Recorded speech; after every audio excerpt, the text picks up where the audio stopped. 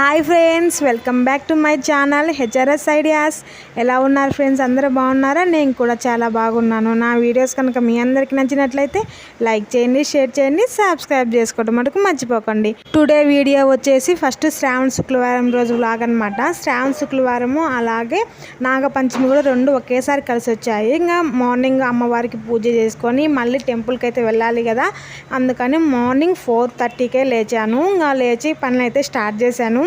ఎలాగైనా ఎక్కడికైనా వెళ్ళాలి అనుకున్నప్పుడు మనం ఇలా త్వరగా లేస్తేనే మన పనులన్నీ త్వరగా చేసుకొని వెళ్ళగలము, లేకపోతే అస్సలు కుదరదండి. నాకైతే ఇంక ఇంట్లో పని అంతా చేసుకొని ఇంట్లో పూజ చేసుకొని సాయం స్కూల్కి పంపించి ఇంకా టెంపుల్కి వెళ్ళాలంటే చాలా లేట్ అవుతుంది. అందుకని మార్నింగ్ అయితే 4:30కే లేచాను. బాసనలన్నీ తోమేసి ఇంకా ఇల్లంతా చిమ్మేసి మాఫ్ అయితే పెట్టేశాను. ఇలా మాఫ్ పెట్టేసిన తర్వాత ఇంక కిందకి వెళ్ళి కసువు చిమ్మి శుభ్రంగా నీళ్లు చల్లేసి ఇంకా శ్రావణ శుక్రవారం ముగ్గు అయితే పెట్టేసి పైన పసుపు కుంకుమ అయితే చల్లేసి పైకైతే వచ్చేసాను. మా బావ అయితే ఛాయ్ పెట్టమన్నాడు. ఇంకా సాయి స్కూల్ టైం అవుతుంది కదా అని వాడికైతే స్నానం చేయించి ఇలా దోశలు అయితే పోసాను. మా బావ కోసం ఛాయ్ అయితే పెడుతున్నాను, అల్లం ఛాయ్. బాగుందా సాయి దోశ? పర్వాలేదులేండి, అప్పుడప్పుడు మా సాయి కూడా గుడ్ బాయ్, చెప్పిన మాట వింటాడు. సో ఇప్పుడైతే రెడీ అయ్యి గుమ్మం అయితే శుభ్రంగా కడిగి పూజించుకుంటున్నాను. వారంలో మంగళవారం రోజు శుక్రవారం రోజు మాత్రమే ఇలా గుమ్మం మొత్తం శుభ్రంగా కడిగి మొత్తం పసుపు రాసి మనం పైన పెయింటింగ్ వేయించినా కానీ పసుపు అయితే బాగా రాయాలంట. పసుపు అయితే శుభ్రంగా రాసి నేనైతే బొట్టు పెట్టేసుకొని గుమ్మం పైన మంచిగా చిన్న చిన్న ముగ్గులు అయితే వేస్తాను. నాకు వచ్చిన ముగ్గులు అయితే నేను వేస్తాను. ఇలా ముగ్గు అయితే వేసి ఆ ముగ్గు పైన కుంకుమ బొట్లు అయితే పెట్టేస్తాను. ఇంటి గుమ్మం ముందు కూడా శ్రావణ శుక్రవారం ముగ్గు అయితే వేసి పైన పసుపు కుంకుమ అయితే చల్లేస్తాను. నాకైతే చిన్న చిన్న ముగ్గుల కంటే పెద్ద పెద్ద ముగ్గులు అయితే బాగా వచ్చు. ఎందుకంటే నాకు మ్యారేజ్ కాకముందు మా పుట్టింట్లో మా అమ్మ మొత్తం మా ఇంటి ముందు కల్లాపు చల్లేది. కల్లాపు చల్లిన తర్వాత నన్ను ముగ్గు వేయమనేది. నేనైతే పెద్ద పెద్ద ముగ్గులు వేసి కలర్స్ వేసేదాన్ని. మా అమ్మకైతే చాలా ఇష్టం, ఎక్కువ పెద్ద పెద్ద ముగ్గులే నేర్చుకోమనేది. అలా పెద్ద ముగ్గులు అలవాటైనాయి కానీ చిన్న ముగ్గులు అస్సలుకి రావు నాకు. ఇక్కడికి వచ్చిన తర్వాత చిన్న చిన్న ముగ్గులు కొన్ని నేర్చుకొని వేస్తున్నాను. సో ఈశాన్య మూలాన చిన్న ముగ్గు అయితే వేసి ఆ ముగ్గు పైన పసుపు కుంకుమ చల్లి దానిపైన ప్లేట్ అయినా పెట్టుకోవాలి, లేదా తమలపాకులు అయినా పెట్టుకొని వాటిపైన రాగి చెంబుతో నీళ్లు కానీ ఇత్తడి చెంబుతో కానీ నీళ్ళు అయితే పెట్టేసి దానిలో కూడా కొంచెం పసుపు కుంకుమ అయితే వేసి మన దగ్గర ఉన్న పూలని బాగా అలంకరించుకోవాలి. ఇలా నేను శ్రావణ మాసం మొత్తం చేస్తాను. శ్రావణ మాసం అనే కాదు, కార్తీక మాసంలో కూడా చేస్తాను. చాలా మంచిదని, పాజిటివ్ ఎనర్జీ వస్తుందని చేస్తారనమాట. నేను శ్రావణ మాసం కార్తీక మాసంలోనే పెడతాను. ఇంకెప్పుడైతే పెట్టాను, ఎందుకంటే పిల్లలు ఉంచారు అసలుకి. అలా పెట్టేసిన తర్వాత ఇంకా పూజ అయితే చేసుకుంటున్నాను. కుందులన్నీ తోమేసి కుందులకి ఇలా గంధంతో బుట్ట అయితే పెట్టేసి దీపారాధన అయితే చేస్తాను. ఆల్రెడీ నేనైతే నైవేద్యంగా కేసరి అయితే చేశాను, రైస్ కూడా వండి పెట్టాను, కానీ పులిహార అయితే కలపాలి. సో ఇలా దీపారాధన అయితే చేసి ఆల్రెడీ మనం వండి పెట్టుకున్న రైస్లో 2 నిమ్మకాయలు అయితే పిండేసి పులిహార అయితే కలిపేస్తాను. ఇలా పులిహార కలిపిన తర్వాత పులిహారని అలాగే కేసరిని అలాగే నూగు పిండి కూడా ప్రిపేర్ చేశాను. కాకపోతే అదైతే వీడియో తీయలేదు. నేను చేసిన నైవేద్యాలని 5 రకాల పండ్లని అమ్మవారి దగ్గర అయితే పెట్టేసి పూజ అయితే స్టార్ట్ చేశాను.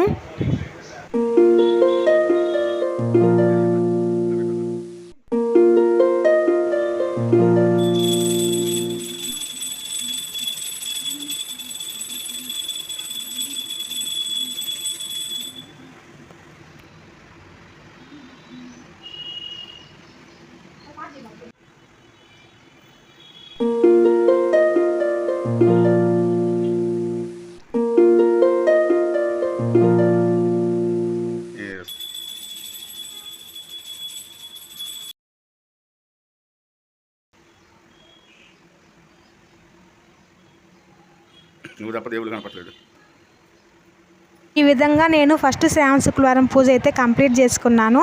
ఈరోజు శ్రావణ శుక్రవారమే కాకుండా నాగపంచమి కూడా కదా, సో అందుకని మేమైతే లోతుకుంట నాగమ్మ టెంపుల్కి అయితే వెళ్తున్నాము. నాగమ్మ టెంపుల్కి వెళ్ళే దారిలో ఇది మొత్తం ఆర్మీ ఏరియా అనమాట.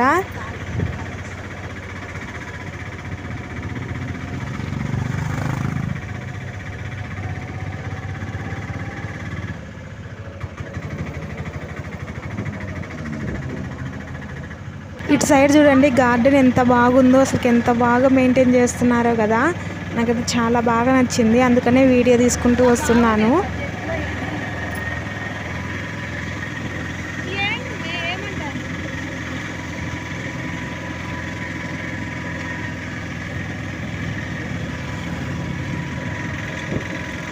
లాల్ బజార్ నుంచి నాగమ్మ టెంపుల్కి ఆటోలో అయితే వచ్చాము. అక్కడైతే ఫుల్ పబ్లిక్ ఉన్నారు. ఈరోజు నాగపంచమి కదా, అస్సలు ఖాళీ లేదు. ఇదే అనమాట నాగమ్మ టెంపుల్కి లోపల ఎంట్రన్స్ అనమాట. ఇక్కడికి వచ్చిన తర్వాత పెద్ద చెట్టు ఉంటుంది. ఆ చెట్టు దగ్గర నాగమ్మ విగ్రహాలు అయితే ఉంటాయి. అక్కడికైతే వెళ్ళి ఫస్ట్ పసుపు కుంకుమ అయితే వేసి మనం తీసుకువెళ్ళిన పాలు నైవేద్యం అమ్మవారి దగ్గర పెట్టేసి కొబ్బరికాయ కొట్టేసి కొంచెంసేపు కూర్చున్నాము. తర్వాత లైన్ లో అయితే నిలబడ్డాము నాగమ్మ తల్లిని దర్శనం చేసుకుందామని. మేమైతే 2 గంటల దాకా లైన్ లో నిలబడ్డాం ఫ్రెండ్స్. అస్సలు ఖాళీ లేదు, ఫుల్ పబ్లిక్ ఉన్నారు. బయట అయితే అనౌన్స్ చేస్తున్నారు లోపలికి మొబైల్స్ ఏం తీసుకువెళ్ళొద్దు, ఫొటోస్ తీయొద్దు అని. ఎందుకంటే ఫుల్ పబ్లిక్ ఉన్నారు కదా, అక్కడ ఫొటోస్ తీసుకుంటున్నారు, వీడియో తీసుకుంటున్నారని అవన్నీ అలవలేదని చెప్పారు. అయినా కానీ మేము తీసుకెళ్ళాము కానీ తీయడానికి కుదరలేదు. అక్కడ కొన్ని క్లిప్స్ అక్కడ కొన్ని క్లిప్స్ అయితే తీసాను అంతే అనమాట. ఇంకా పాలు పోసిన ఇంకా నాగమ్మ తల్లికి గుడ్డు కానీ మనం తీసుకొచ్చిన నైవేద్యం కానీ ఇక్కడే బయటే పెట్టాలి. ఇంకా లోపలికి తీసుకుపోవడానికి ఉండదు అనమాట. 2 గంటల వరకు లైన్లో నిలబడి ఇప్పుడే అనమాట లోపలికి వచ్చాము.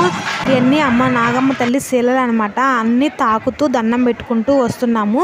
పసుపు కుంకుమ కూడా వేయడానికి కుదరలేదు, అక్కడ వేయనియట్లేదు. పదండి అని తోసేసే పనిలోనే ఉన్నారు.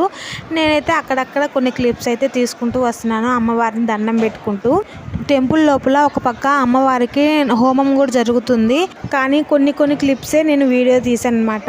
అంతా తీయడం కుదరలేదు, ఎందుకంటే వాళ్ళు చూస్తే మొబైల్ లాగేసుకుంటారేమో అని అక్కడక్కడ మాత్రమే నేను కొన్ని వీడియోస్ తీశాను.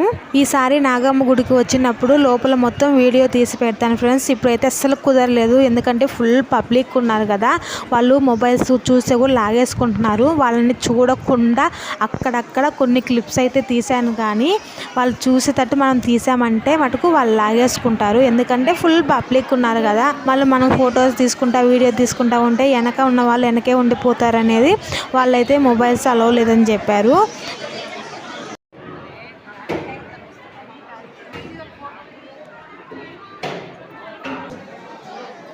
నాగమ్మ తల్లికి బ్యాక్ సైడ్ ఒక అమ్మవారి విగ్రహం అయితే ఉంటుంది. అక్కడైతే మనం కాయిన్స్ అతికిస్తే మనం ఏం కోరుకుంటే అది జరిగిద్దంట. కానైతే ఇప్పుడు అస్సలు కుదరలేదు, అంతా కట్టేశారు, దగ్గరికి కూడా పోవడానికి వీలు లేకుండా. మేమైతే అమ్మవారిని దర్శనం చేసుకొని బయటకు వచ్చేసాం ఫ్రెండ్స్. ఇక్కడైతే మేము ప్రసాదం తీసుకుందామని ఇక్కడ కూడా క్యూలో అయితే నిలబడ్డాము. 1 గంట వరకు అయితే నిలబడ్డాము. అస్సలు లైన్ అయితే కదలను కూడా కదలట్లేదు. ఎండ అయితే విపరీతంగా కాస్తుంది. మాకు ఒక పక్క మంచినీళ్ళు తప్పిపోతున్నాయి, క్యూలో ఉన్న వాళ్ళు ముందుకు కదలట్లేదు. మాకైతే అస్సలు అర్థం కాలేదు. మార్నింగ్ నుంచి ఏం తినకుండా మధ్యాహ్నం వరకు అలాగే ఉన్నాము. అంటే అమ్మవారి దగ్గరకు వచ్చినప్పుడు టిఫిన్ చేసేవారు రారు కదా, అమ్మవారిని దర్శనం చేసుకున్న తర్వాత టిఫిన్ చేద్దాం అనుకున్నాము. ఇంకా అమ్మవారి దర్శనం అయిపోయిన తర్వాత ఇంకా అమ్మవారి ప్రసాదం తీసుకుందామని అయితే లైన్లో నిలబడ్డాము.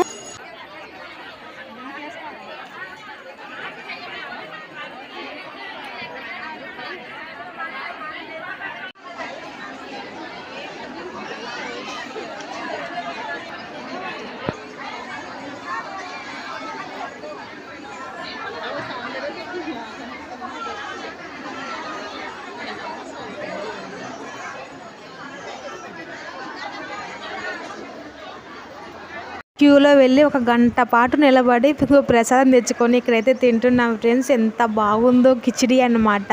అంటే అన్ని కూరగాయలు వేసి చేశారు, చాలా బాగుంది అసలు.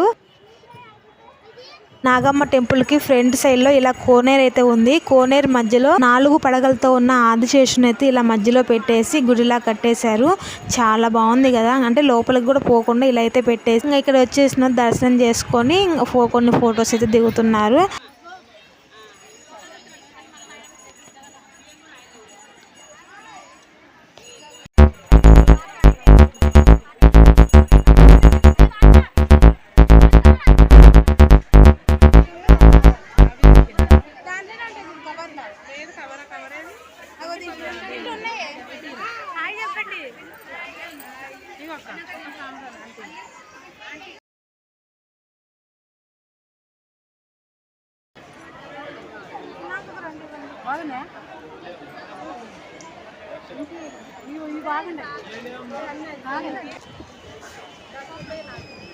పద్మా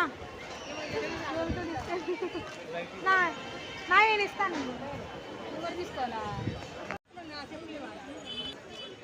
తీసుకుంటున్నా అత్త.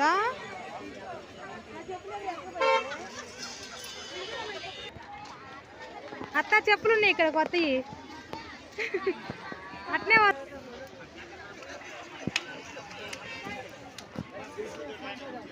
ఏం చెప్తాను మేము సేటుగా. ఇదిగో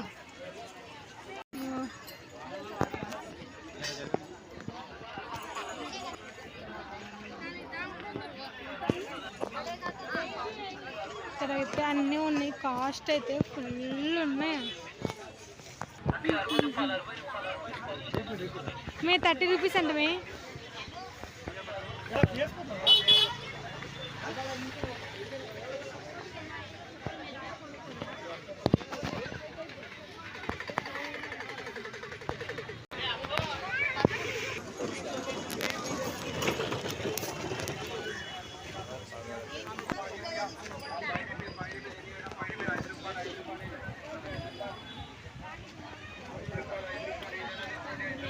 मैं 5 रुपीस क्लिपुल नहीं में కదా 5 रुपीस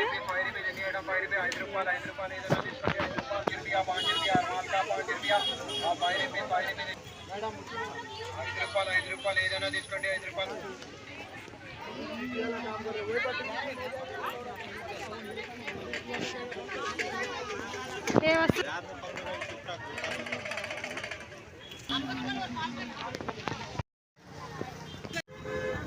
వెళ్దామా